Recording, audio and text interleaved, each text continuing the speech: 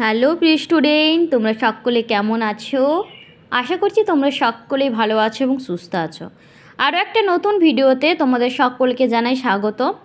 আজ আমি কিন্তু তোমাদের পড়ানোর নিয়ে কোনো ভিডিও করব না। আজ আমি তোমাদের এই জিনিসটা নিয়ে ভিডিও করব, যেটা তোমাদের লাইফে খুবই গুরুত্বপূর্ণ একটা পার্ট। সেটা হচ্ছে পরীক্ষায় ভালো নাম্বার পাওয়া।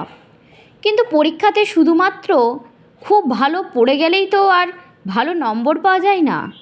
তার জন্য কিছু টেকনিক আছে। কি টেকনিক? না, এটাই ভালোভাবে খাতাতে লিখতে হবে, খাতা ভালোভাবে সাজাতে হবে, তবেই যে পরীক্ষাতে বেশি বেশি নম্বর পাওয়া যাবে। তুমি ভালো পড়ে গেছো, তোমার ভালো প্রিপারেশন রয়েছে, ঠিক আছে, কিন্তু তাই বলে তুমি যে 100তে 100 পাবে সেটা তো কোনো মানে নেই। অনেক স্টুডেন্ট এমন রয়েছে যারা খুব ভালো পড়াশুনোয়, কিন্তু তারা পরীক্ষাতে নাম্বার খুবই কম পেয়ে থাকে। তাই তোমরা জেনে নাও পরীক্ষায় খাতা সাজানোর সেরা কৌশলগুলি, যেগুলো তুমি কম প্রিপারেশন করে গেলেও কিন্তু খুব ভালো নাম্বার আনতে পারবে। প্রথম পয়েন্ট আমি যেটা দিয়েছি, খুবই গুরুত্বপূর্ণ একটা পয়েন্ট, কৌশল হচ্ছে, সেটা হচ্ছে ভালো হ্যান্ডরাইটিং রাখো। অনেকেরই হাতের লেখা ভালো না, কিন্তু তুমি যদি একটু পরিষ্কার করে একটু সুন্দর করে অক্ষরে লেখো, দেখবে তোমার হাতের লেখাটা খুবই সুন্দর লাগছে এবং প্রতিটা অক্ষর যাতে একের সাথে অন্যের ঘেঁষাঘেঁষি না হয়, একটু ফাঁক দিয়ে দিয়ে লেখো, তাহলে দেখবে তোমার লেখাটাও সুন্দর লাগবে আর তুমি পরীক্ষাতে নাম্বারও ভালো পাবে। 2 নাম্বার টিপস হচ্ছে প্রশ্ন নম্বর ঠিকভাবে লেখো। অনেকেই আছো তোমরা উত্তরটি লিখতে পেরেছো, কিন্তু তোমরা উত্তরের যে নাম্বার সেটা ভুলভাল দিয়েছো। অর্থাৎ আমরা পরীক্ষার ক্ষেত্রে তার কোয়েশ্চেনগুলো টুকে টুকে লিখি না, কিন্তু সেক্ষেত্রে কি হয়, শুধু নাম্বারটা দিয়ে আমরা উত্তরটা লিখি। এক্ষেত্রে তোমাদের কিন্তু এটা মনে রাখতে হবে যে ঠিক প্রশ্নের উত্তরের নাম্বার ঠিকঠাকই দিতে হবে। ভুল নম্বর লিখলে কিন্তু পরীক্ষক বিভ্রান্ত হতে পারেন, তিনি বুঝতে পারবেন না কিভাবে কোন কোয়েশ্চেনটা তুমি লিখেছো। এক্ষেত্রে কিন্তু তোমাকে কোনো নাম্বার দেওয়া হবে না।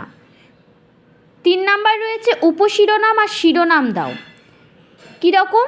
না, কোনো রচনামূলক উত্তরে প্রধান শিরোনাম ও উপশিরোনাম ব্যবহার করো। তুমি খুব একটা বড় প্রশ্ন লিখছো, সেখানে তুমি পয়েন্ট আকারে করো, সেখানে বোল্ড করো, শিরোনামগুলো আন্ডারলাইন করে আলাদা করে দেখাও।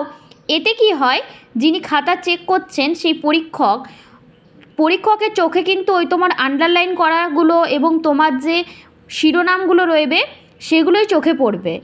এতে তোমার এক্সট্রা নাম্বার পাওয়া যাবে। এক্সট্রা নাম্বার কেমন? তুমি বলবে 5-এ কি আমাকে 10 দেবে? না, সেটা না, কিন্তু তুমি যা লিখেছো সেটা ভেতরেটা যতটা না মানে পড়বে, বাইরেটা দেখেই তোমাকে কিন্তু 5-এ 4.5ও দিতে পারে এবং 5-এ 5ও পেতে পারো। এরপর আমি নেক্সট দিয়েছি অনুচ্ছেদে বিভক্ত করে লেখো। কেমন এটা জেনে নাও। বড় উত্তর একটানা না লিখে অনুচ্ছেদে ভাগ করে লেখো। তুমি সেটা প্যারা প্যারা করে লিখতে পারো, তুমি সেটা পয়েন্ট আকারেও লিখতে পারো। কারণ একটা যদি বড় প্রশ্ন, তুমি রচনামূলক প্রশ্ন একটানা লিখেই যাচ্ছ গল্পের আকারে, সেখানে কিন্তু নাম্বার পাওয়া যাবে না। একই প্যারার মধ্যে তুমি কন্টিনিউ লিখবে, সেক্ষেত্রে কিন্তু পরীক্ষকের খুব একটা আকর্ষণও তিনি হন না এবং তার পড়তেও আগ্রহী তিনি থাকবেন না। তাই তোমরা একটানা লিখবে না, একটু ভাগ করে লিখবে বা পয়েন্ট আকারে মূল পয়েন্টগুলো তোমরা 1-2 করে লিখতে পারো। বুলেট বা নাম্বার ব্যবহার করো। তালিকা বা পয়েন্ট হলে 1, 2, 3 বা বুলেট দিয়ে তুমি লিখতে পারো। এতে কিন্তু পরীক্ষক দ্রুত বুঝতে পারেন এবং মূল পয়েন্টগুলোই মূল বুলেটগুলোই তিনি পড়ে থাকবেন এবং তোমরা অনেক হাইস্ট মার্কস পেতে পারো। এরপর নেক্সট দিয়েছি ডায়াগ্রাম, চার্ট বা চিত্র থাকলে ব্যবহার করো। কেমন?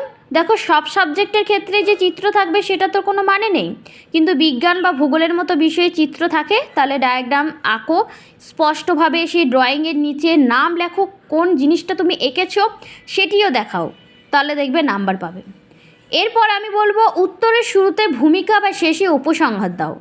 তুমি যখন উত্তরটা শুরু করছো তখন কিন্তু সেখানে ভূমিকা বলে একটা ইন্ট্রোডাকশন দেবে, মূল বক্তব্য, আর উপসংহার দেবে, কনক্লুশন, স্পষ্টভাবে সেটা লেখো। এতে কিন্তু উত্তর গঠনতন্ত্রপূর্ণ হয়, একদম পুরো তুমি কমপ্লিট করেছো জিনিসটা। আর লাস্ট আমি যেটা বলবো এটা হচ্ছে অপ্রাসঙ্গিক কিছু লিখো না। যেটুকু জানতে চেয়েছে সেইটুকুই উত্তর সীমাবদ্ধ রাখো। তুমি এক্সট্রা ভাববে লিখে দেবো, এক্সট্রা নাম্বার পাবো, সেটা না। আবার অনেকে কি করে, 5টা লিখতে বলেছে, তুমি 6টা লিখে দিয়েছো, সেটার ক্ষেত্রেও কিন্তু তোমাকে 5-এ 5 দেবে না যদি একটা ভুল থাকে। তোমার প্রথম যে 5টা লিখেছো সেই 5টা নাম্বারই 5-এ 5 দেবে যদি ঠিকঠাক লিখতে পারো। 6টা লিখলেও কিন্তু তোমাকে 5-এ 5 দেবে না আর কি, দেওয়া যায় না, ওই রকম হয় না। তাই তোমরা কিছু এক্সট্রা লিখতে যাবে না, যেটুকু চাইবে সেটুকুই লিখবে। আর এমন কিছু উল্টোপাল্টা লিখবে না যাতে পরীক্ষক রেগে যান। বা অনেকেই আবার দেখেছি পরীক্ষার ক্ষেত্রে কি হয়, টাকা ঢুকিয়ে দাও, ভাবে হয়তো পরীক্ষক লোভে পড়ে তার নাম্বার বেশি বাড়িয়ে দেবে। সেটা কি কখনো হয়? এইসব অপ্রাসঙ্গিক কাজকর্ম কিন্তু কখনোই করবে না, তাহলে কিন্তু তোমার নাম্বার এমনিতেই কমে যাবে। পরিষ্কার পরিচ্ছন্নভাবে লিখবে, মাইন্ড সেট আপ করে লিখবে, তাহলে দেখবে ভালো নাম্বার আসছে। আর শেষে কি করবে, 5 মিনিট হাতে রাখবে। আমরা কি করি, শেষ সময় মানে প্রথম দিকে ওই 1-2 নাম্বারগুলো এত ফোকাস দিয়ে দিই, শেষ সময় কিন্তু আমাদের আর মানে টাইম থাকে না। তাহলে রিভিউ আর কখন করব? রিভিউ করার জন্য কিন্তু তোমরা একটু সময় নেবে, কারণ খাতা জমা দেওয়ার আগে বানান, প্রশ্নের নম্বর ঠিকঠাক দিয়েছো কি না, কোনো প্রশ্ন বাদ পড়েছে কি না, এগুলো কিন্তু দেখতে হয়।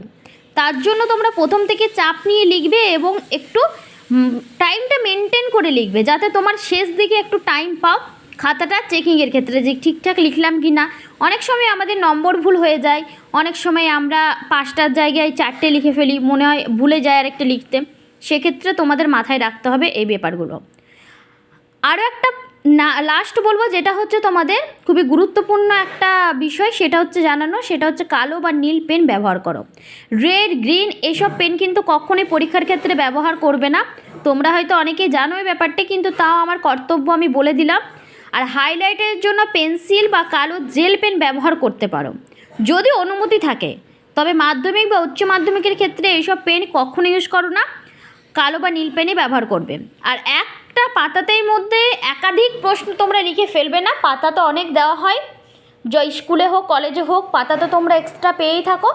অবশ্যই ফাঁক ফাঁক করে একটু জায়গা রেখে সুন্দরভাবে লিখবে, তাহলেই দেখবে পরীক্ষায় তোমাদের ভালো নাম্বার আসছে। শুধুমাত্র পড়ে গেলে কিন্তু ভালো নাম্বার আসে না, তার জন্য ভালো লিখতেও হয়। আর ভালো লেখার ক্ষেত্রে এই কয়েকটি টিপস কিন্তু তোমাকে মেনে চলতে হবে। টিপসগুলো যদি আজকের ভালো লাগে তাহলে অবশ্যই আমাকে কমেন্ট করে জানাবে। আর এরকমই যদি আরও নতুন নতুন ভিডিও পেতে চাও, নতুন কিছু জানতে চাও, অবশ্যই আমার চ্যানেলটিকে সাবস্ক্রাইব করে দেবে, ভিডিওটিতে লাইক দিয়ে দেবে, আর চ্যানেলটিকে সাবস্ক্রাইব করে দেবে, শেয়ার করবে বন্ধুদের সাথে। তোমরা ভালো থাকবে, সুস্থ